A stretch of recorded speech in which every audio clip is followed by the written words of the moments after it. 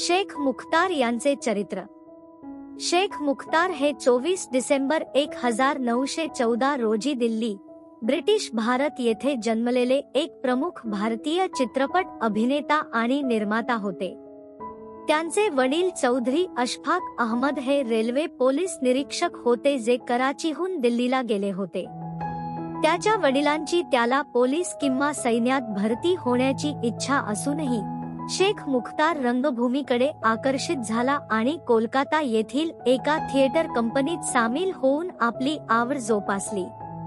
प्रभावी 6 फूट 4 इंच उंच उभे राहून शेख मुख्तारने एक ही रास्ता 1939 मधून चित्रपटसृष्टीत पदार्पण केले आणि स्वतःला हिंदी चित्रपटसृष्टीतील पहिल्या विरोधी नायकांपैकी एक म्हणून स्थापित केले.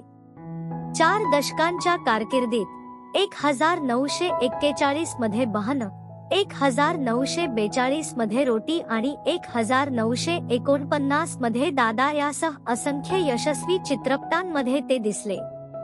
1967 मध्ये शेख मुख्तार यांनी मुघल-ए-आझमच्या यशाची प्रतिकृती बनवण्याच्या आशेने नूर जहांची निर्मिती केली आणि त्यात अभिनय केला.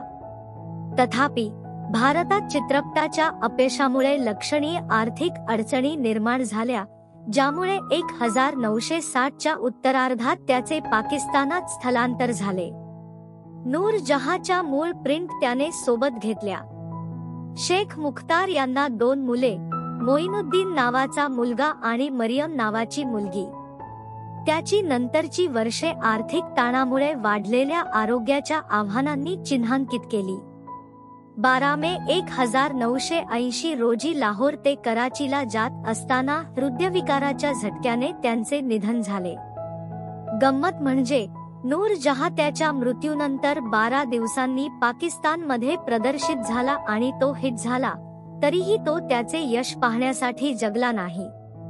शेख मुख्तार यांचा भारतीय चित्रपटसृष्टीतील वारसा महत्त्वाचा राहिला आहे, ज्यांनी हिंदी चित्रपटांमध्ये अँटी-हिरो आर्किटेपला आकार देण्यास मदत केली.